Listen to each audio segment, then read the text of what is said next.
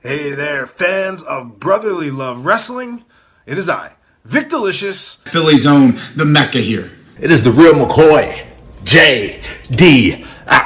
Justin D. Xavier. And it's your man, CD, the fallen angel, Christopher Daniels. Hello, boys and girls. This is your old friend RJ City. Hey there, brotherly love wrestling. Bill Carr here. Hey everyone, this is two-time guest Wheeler Yuta. Two bozos from Philadelphia flapping their gums about pro wrestling this, pro wrestling that. Which is not that unique in the grand scheme of things yet. You are in for a treat because you're tuned in to Brotherly Love Wrestling. Philadelphia, are you ready? No! They said, are you ready? This is Brotherly Love Wrestling Podcast, your first stop for everything professional wrestling.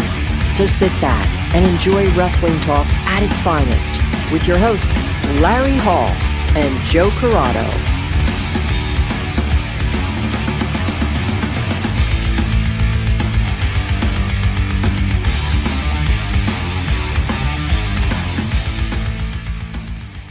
Welcome, everybody, to Brotherly Love Wrestling. It is me, Larry Hall, one of your hosts, obviously conspicuous by his absence. Joe is not here tonight, but our guest today, and I guess you could call him co-host for today, Mr. Drew Gulak. Drew, welcome back to the show. Co-host, brother, dude. All right, so I'll send you my banking information. Forms written out. Because that title carries some weight, dude. Co-host, I don't take that lightly. But be back. Thanks for having me back. So coming up, we have Labor of Love Witness, August 31st. Yes. And we were at your first match with Brian Johnson, who this now third match is. We missed the second match, was at like a convention, correct? Yeah, that was actually at the Fan Expo in Philadelphia a couple months ago, and I have the footage sitting on a hard drive right here, but I don't have the time to just sift through it and edit it right quick. However, it'll be coming out sometime in the near future. And in that second match, I whooped his ass, humiliated him, out wrestled him. There was not a damn thing he could do.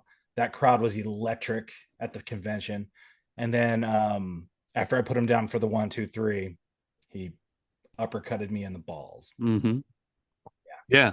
So now after that, you guys are 1-1, each of you winning. So it wasn't just after that, right? So he punched me in the dick, and then the locker room cleared out and basically said, "Get the hell out of here," because he's a miserable piece of shit. You know this. Yeah, I mean, he got kicked out. Yeah, they kicked him out. He is. And if I was speaking to my daughter, he's a grump. He's a grumpy guy. He's a big grump. So yeah, he got thrown out. He had to catch a cab in his undies on Broad Street.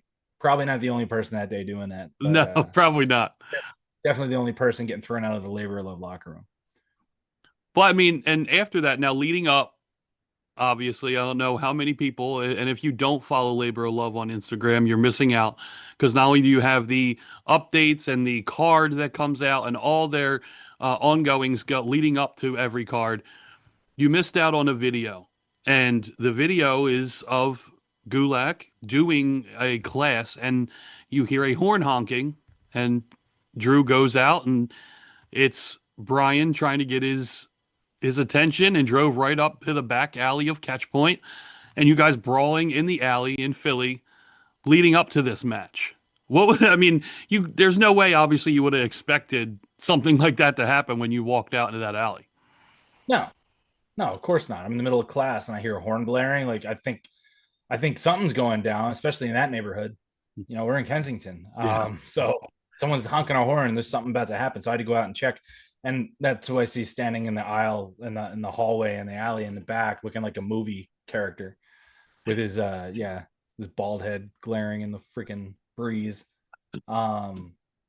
Just talking more trash, saying he's not finished, blah, blah, blah. And I'm sick of him barking, man. So yeah, he wants to even the odds, 1-on-1, mano a mano. So now we're gonna have a little dog collar match. Now, is this your first dog collar match? Have you been in any before in your career? This is my first like official dog collar match. My first time actually getting chained to the neck by another person and fighting them. I have in training had to do situations where you're tethered to other people by ropes, stuff around the waist, that kind of thing. But no, this is the first time we're linking up, and I'll be chained to another man.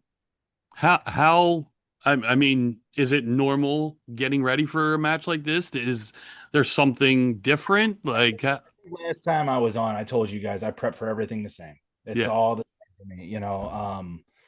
I'm not like doing the Rocky training montage where I'm throwing, you know, chains around my neck and like doing neck ups, stuff like that, you know.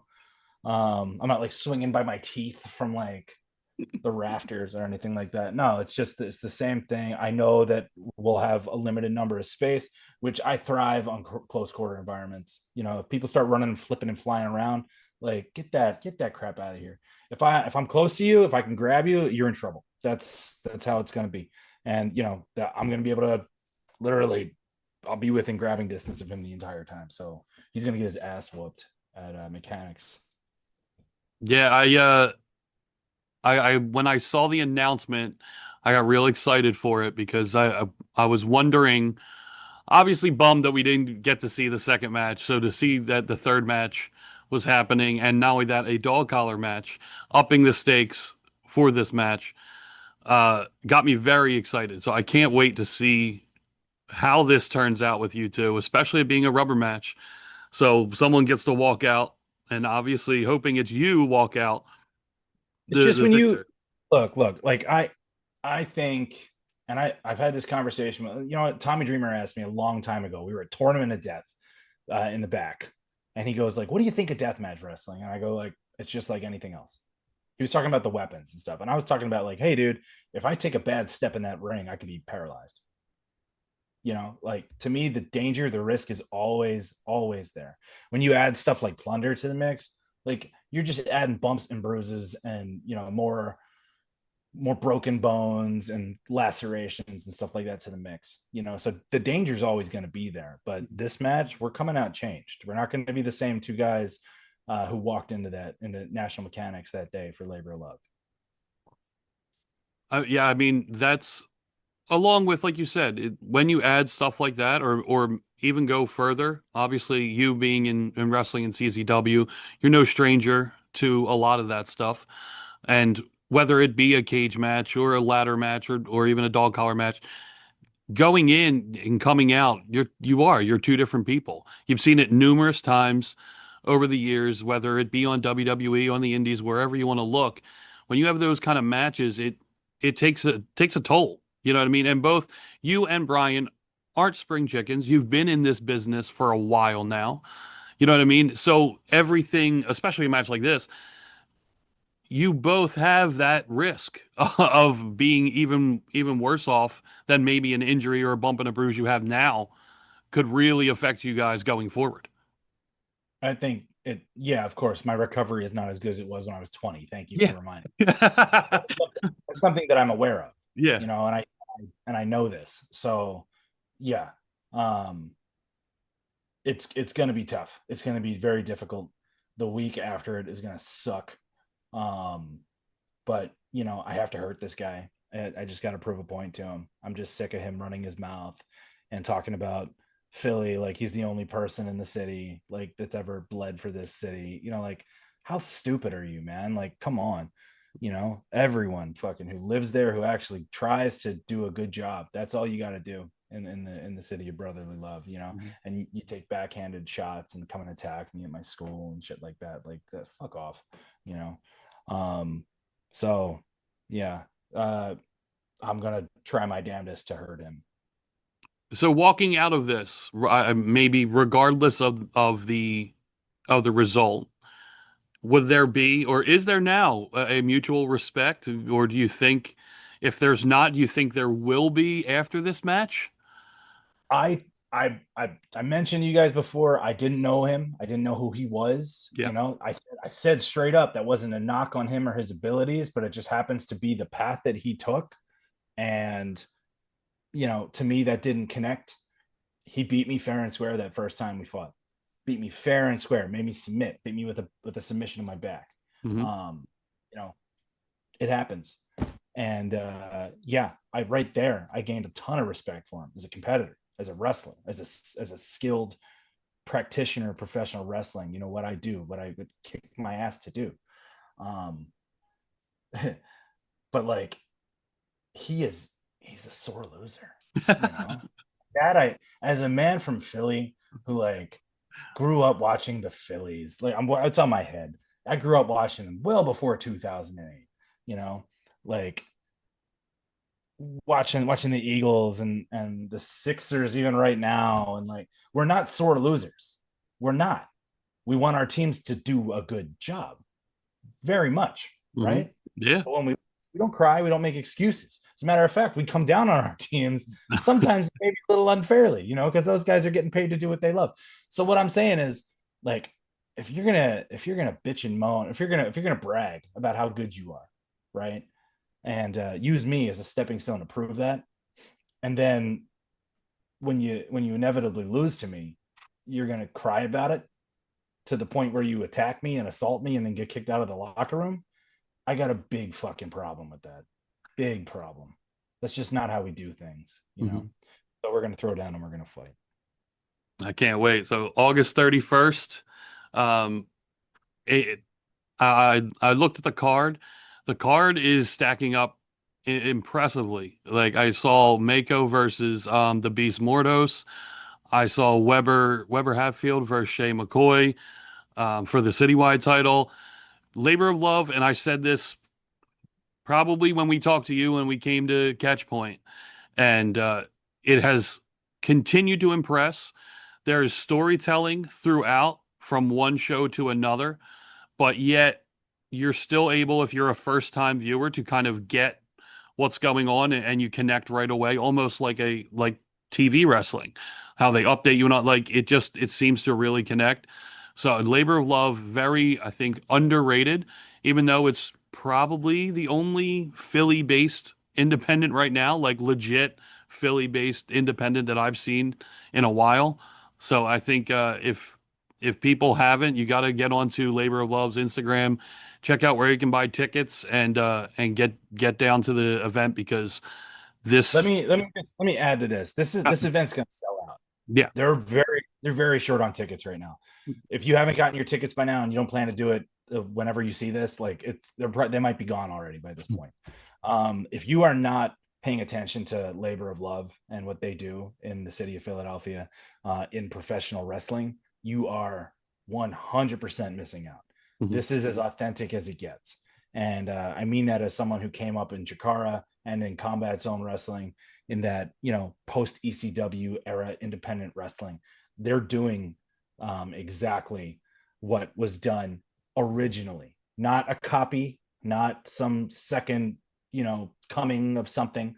They're doing it. If they were right there in that mix, it would be right along with Ring of Honor getting born, all that stuff. So if you want to see something very authentic and heartfelt and entertaining, like, Labor of Love is where it's at, 100%. Yeah, absolutely, 100% agree.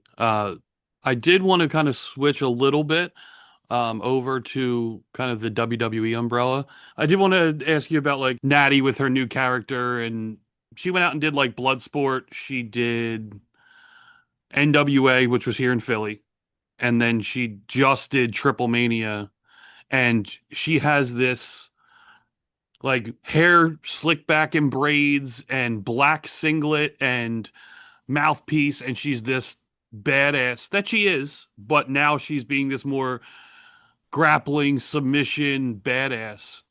Yet on Raw, she's Natalia, and she has the cat ears, and it's just like, when are they not, like, letting us have that because she came up with it, and they, you know what I mean, they're not running with it, like, stuff like that. That's 100% what it is. Yeah, she's getting those opportunities, and she has pretty much creative freedom over those bookings. Yeah. So what you're seeing is the personification of what Natalia wants to be seen as for years and years, and she's had to fight against this. Is you know, her and the other girls too, to an extent, but her, like, being taken seriously as she should be taken in the ring. And you've seen her go through so many different phases So now it's like, all right, I'm gonna get a chance to go on the indies, and I'm gonna be the vet, and like I'm from the Heart Dungeon. So you're seeing that turn into, I guess some form of a shoot style character, Mm-hmm. pared down, no nonsense, almost MMA inspired. Um, yeah, it's tricky with her. Like her style is 100% professional wrestling. It is submission based pro wrestling style. So it's tricky for people to get into like the shoot style scene, if they don't have some experience in some form of a martial art discipline, because just like how you move your body, like, and control your center of gravity, depending whatever discipline you had, like that becomes second nature, and it applies to your craft. And when you're in that situation with somebody who does have that and you don't, it becomes very apparent, and then it creates a little bit of a disconnect for the audience, because they watch it, they see it, they like the showy parts of it, but then there's just something that's a little bit off about just the movements or the timing. And that you're going to see that with girls like Nattie, who are doing that style after so long. It was like when they did Raw Underground. Do you remember that? Yes. Yeah. I've only said no to like 3 or 4 things in WWE ever, and like I could smell it coming from a mile away. Just like not even a head writer, one of the writers came over to be like, "You'd be good for this," and I was like, "Keep me the fuck away from it. I don't want to do it." It's not, because they're trying. It was a fun little backstage Fight Club gimmick, sure, but for people to try to like make it like it's going to be like a shoot wrestling kind of thing, I was like, this is not the right way to do it. It's going to wind up pulling down that style, and like I can't be a part of that if it's going to be presented in that light. I would come at it from a completely different perspective and be like a show character or something.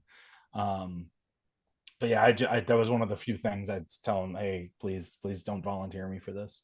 But and I think when that was created, that was right around where like blood sports started to really gain traction.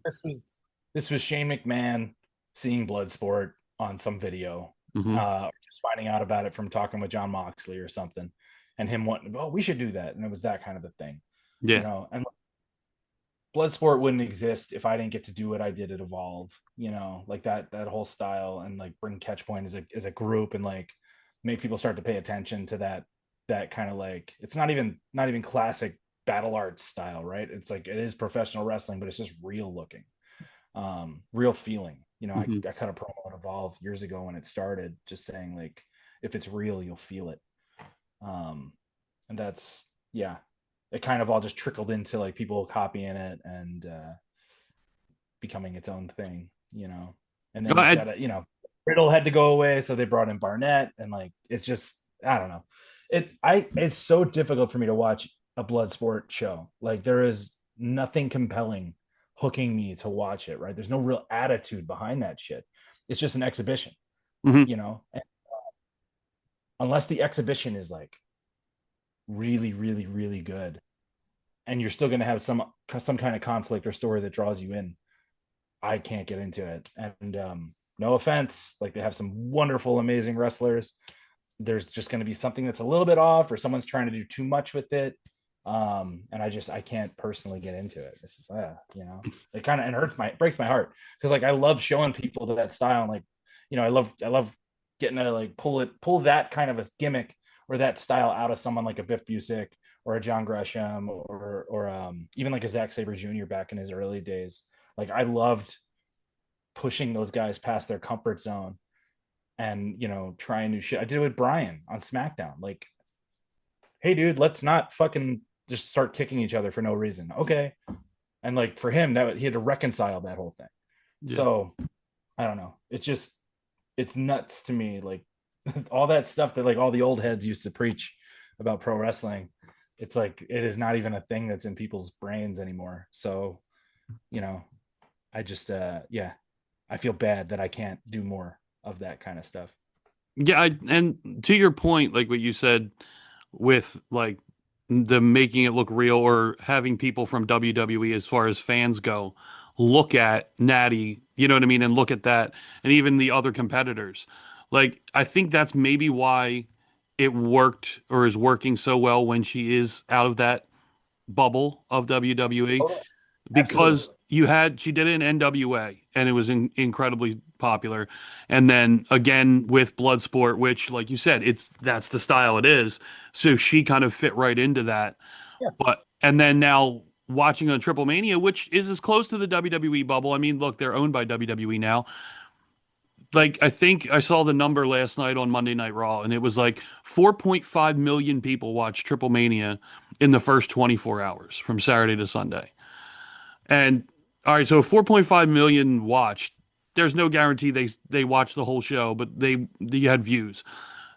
Say half saw Nattie. I mean, that's your rating, or maybe a better rating sometimes than Monday Night Raw, where you're seeing Nattie anyway. Like, that's the only thing where I'm like, God, if 2 million people saw her be like this, and then you turn around last night on Raw and you have her wrestle Becky Lynch for the title, and she comes out and she's still Natalya. Like, for me as a fan, I was praying and hoping, like, maybe we'll get this. Maybe because we had Saturday, we'll get it. For sure. And it's a bummer for like hardcore fans, but that, again, that's what I just said, the hardcore fans. Yeah. So when you're looking at stuff like that, you're talking about metrics. They used to go segment for segment when it was cable TV. Mm-hmm. And now it's very heavily on social media views as well, for certain shows. NXT, I think, is still more segment to segment viewership numbers. Raw and SmackDown, though, it's very much like what gets popular. So to that point, right, if Natalya came out with the shoot fighter gimmick or whatever on AAA, on any of their shows, and people went apeshit over it, I guarantee you she would be on Raw or SmackDown doing the exact same thing. You look at someone like Mr. Iguana, right, who came out and people went apeshit over his thing because it was different, and now he's on Raw and SmackDown doing that. Yeah, you know, not because he was just an established character beforehand, but because it's an act that they felt like they needed to capitalize on from a numbers perspective. You know, yeah.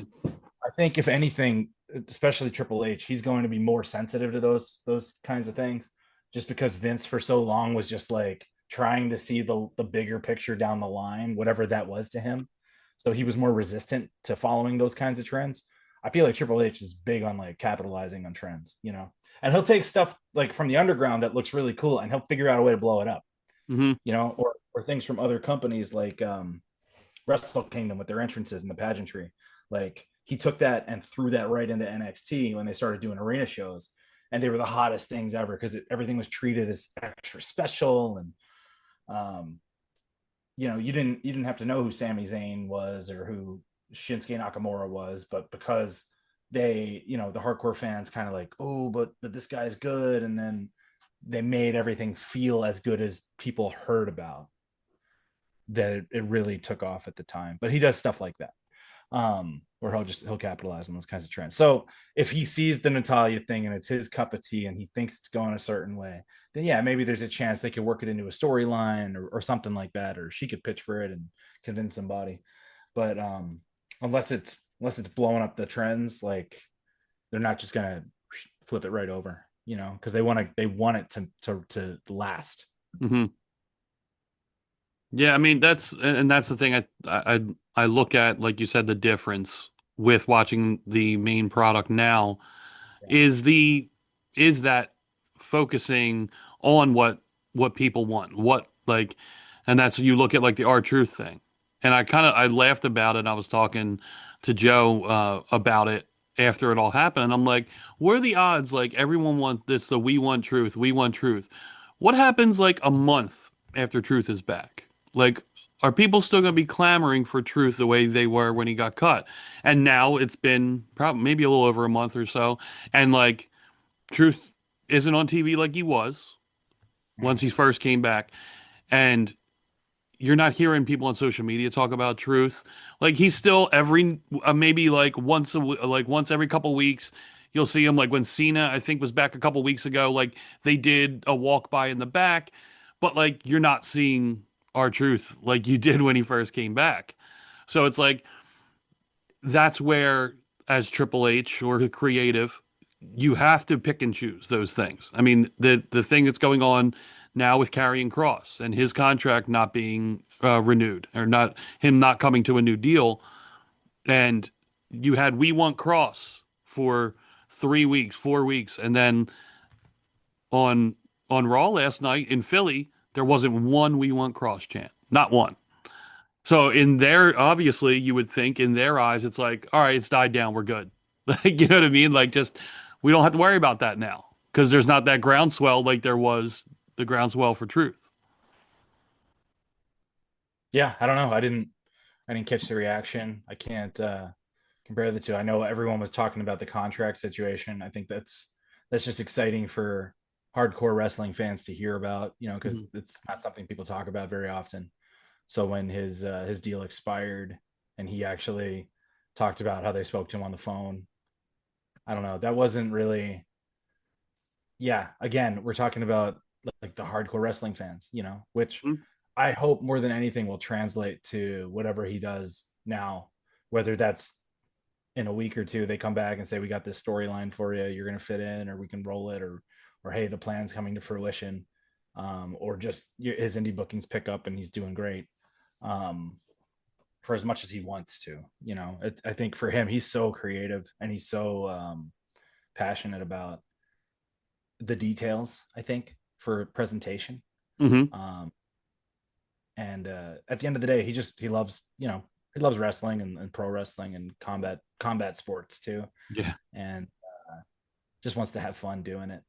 So, yeah, someone like him, like when he was doing the Lucha Underground stuff, you could tell he was having so much fun, you know, and he was still pretty new at it. And then I guess he enjoyed the NXT run. I'm not really sure. I never really spoke to him too much about his original NXT run. But you know, WWE having so many cooks in the kitchen, it can be very creatively stifling for people who are, you know, passionate about what they want to do. And he went through it for sure. So yeah, hopefully, whether or not the groundswell is there, it works out for him.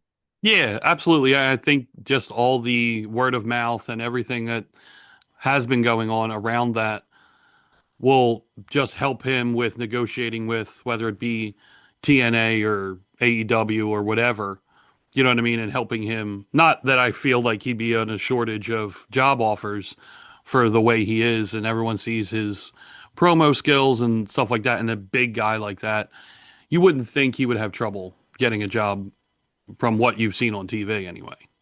Yeah, you never know. Wrestling, it's all about timing. Yeah, because you have a connection with a faction or group from NXT that has still going since 2022, I think, is when you guys first got together, and that's No Quarter Catch Crew. And Charlie Dempsey, Mr. Regal's son, who I think has grown leaps and bounds from when he started in NXT till now. I'm a big NXT fan, and I've said it a million times on our show. I personally, my opinion, I think NXT might be the best wrestling show, even over Raw and SmackDown, because consistency, storytelling, match quality, I think it's amazing. But I did want to ask you, because of your connection with No Quarter Catch, like, how in your mind did that, was it catch point? Like, did you want it to be catch point, or did you not want it to be trademarked to where you couldn't use it in the off chance that you might get released or anything? So Catchpoint was the plan originally. This was someone in the writer's office pitched it to Shawn Michaels. He heard about it. He texted me out of the blue, said, "Hey, I think we can do something with Catchpoint in NXT." I was sitting with Bray Wyatt in his trailer when I got that text message, just talking about life. And I was like, "Hey, look at this." He's like, "Dude, you should do it." So like, yeah, I went and had a meeting with Shawn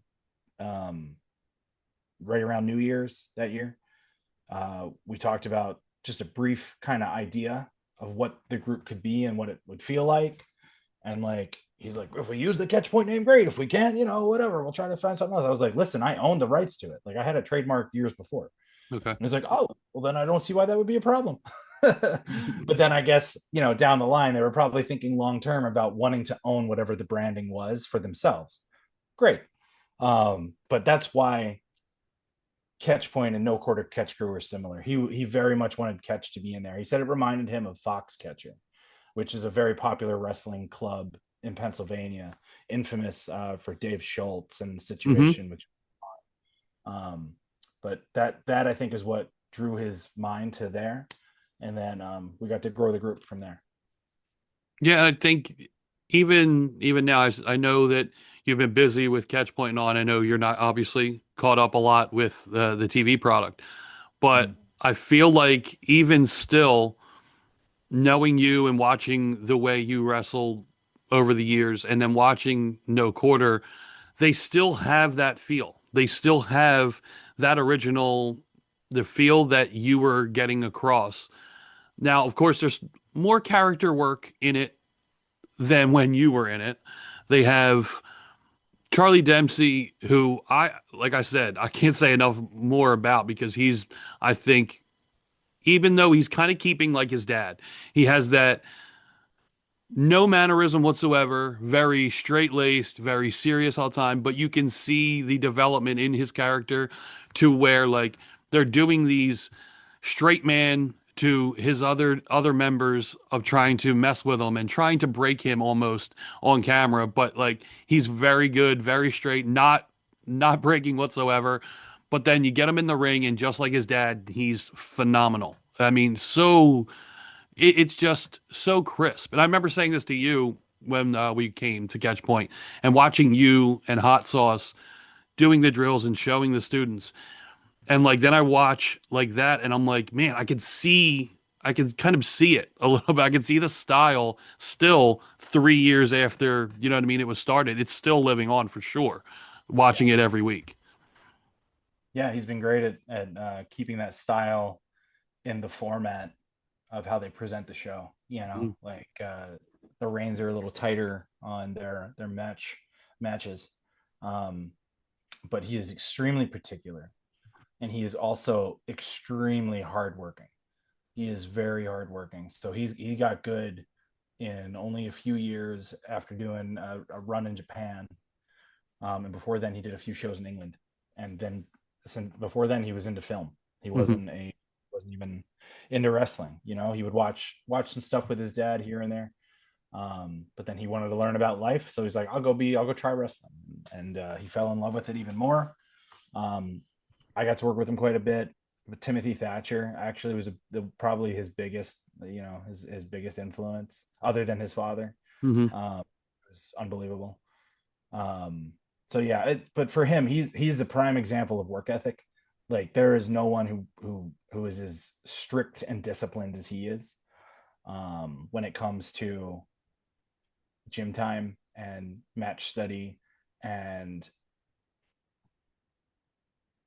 trying to make the most out of what he's given. Yeah. Yeah. So I can't say enough good things about him either. And technically, I'm still in the witness protection program, so I do keep in touch with Miles, though. He's okay. But yeah, it's nice to see the group still doing their thing, in their version of it, and getting some airtime. Because when I left, I didn't know if they were going to still, keep with it, or if everyone was just going to they're just going to cut everything, because they can. Yeah. And if anything, it would just save time on certain things.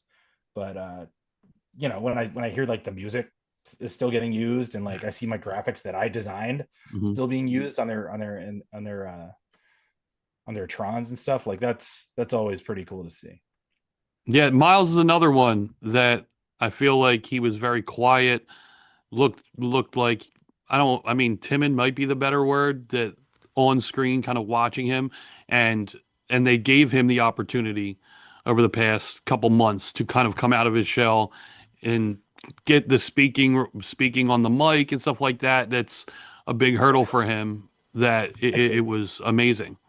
So I think it was, I don't know, whatever the creative team saw, at certain times they were very adamant on like, not yet. And like, dude, every week I'd be like, can we let him speak? Can we let them, all the guys, can they talk more? Hey, what if Damon Kemp said this? What if Charlie, what do you think of this? And like, I would just go down the line. And more often than not, it was less is more right now. Less is more, less is more, less is more. So the fact that they're actually finally starting to let these guys like Tavian joining the group, like that was a thing. I think one of the original guys I asked for. So to see like all that stuff start to slowly trickle in, like that makes me feel good because I know that these dudes are finally getting an opportunity to really test themselves in front of the crowd. And that's when it comes to it from a creative standpoint. And like if people aren't ready for that role, or they might be ready and creative's not ready to get into it yet, what they're doing is they're protecting them from a chance of like ultimate failure, essentially. They want these acts to succeed on television.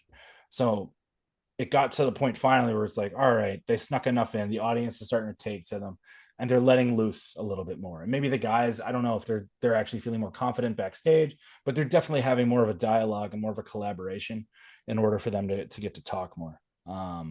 So yeah, finally, right? Like it's great because when you see them on screen, you see glimmers of it right away. You kind of know.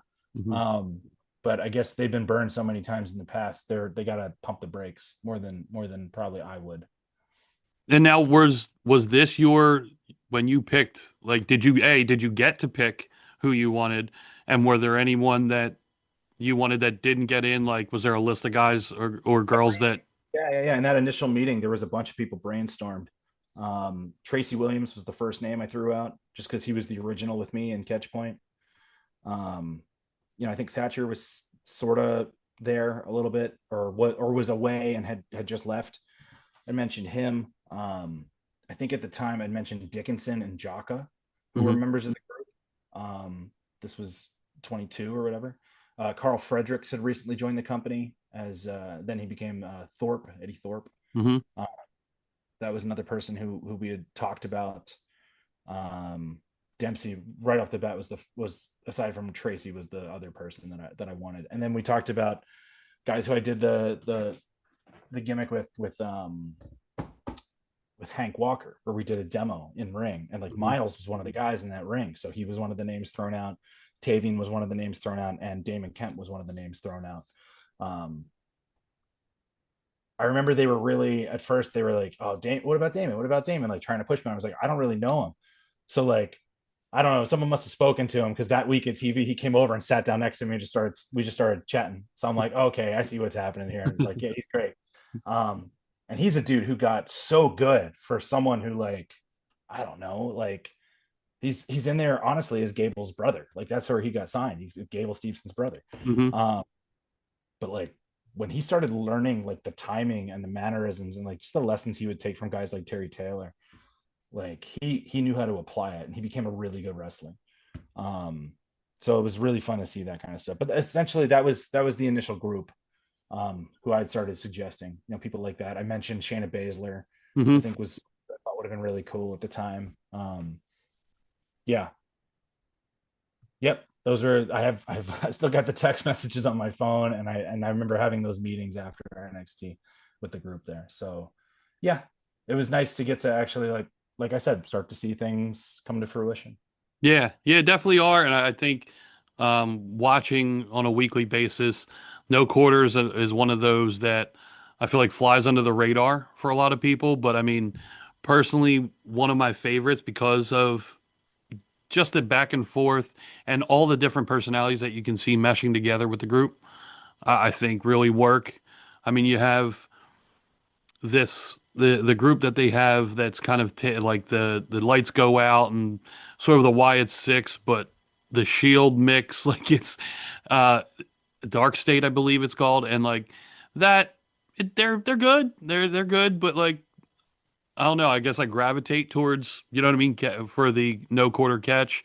Obviously the wrestling style gets me, and I like that's more like of a gimmicky type thing for Dark State, where this is more straightforward. You know what I mean? You get to see the people, the actual person, and then in the ring is the exact style I want to see anyway. So I mean, it all for me all works. But yeah, I mean, that was kind of the thing with Catchpoint. Like we weren't trying to beat you over the head with elaborate stuff. We want you to like see it as pared down and as entertaining as it can be for what it is. When Neil Lawley, the head of WWE music, we're doing the remix for the No Quarter Catch Crew song, my old song. We were throwing around ideas for the titles, and I was like, well, the group is all about substance over style, instead of style over substance. And he's like, that's the name. And like that's what they went with that for the name of the track. So that to me always summed up the group, was substance over style. It's like, I want you to feel, it's just like Catchpoint. I want you to feel what you're watching. There's something that popped into my head today, and I had to ask you because a long time ago we had your brother on, and we were talking about going to the WWE because we were talking about you and training and stuff like that. And I remember Joe throwing out a question and said, if you went to WWE and they let you pick your music, what would it be? And I'm pretty sure, if my memory serves me correctly, he said Electric Avenue. He would want that. Yeah, sounds like something he would say. Yeah, it was, I think, and I could be completely butchering this. I'm pretty sure he said Electric Avenue mixed with Hey Arnold is kind of where he went with it. Sorry, you're breaking up there. Oh, sorry, my bad. So, yeah, okay, yeah. Hold on, I got that. All right, so, but yeah, Hey Arnold and Electric Avenue was the mix. He said that Hey Arnold and Electric Avenue. He would want him, mix them together. You are freezing up so much. Yeah, it just said it was unstable. We're good though. You're back now. Okay, we're good. Because you got 4. No, now you had 4 bars. Now you got 5 bars. You just keep freezing, dude. Yeah, no, you are on your side too. Let me try to hardwire in my laptop, see if it's me. Yeah, I think I'm hardwired already.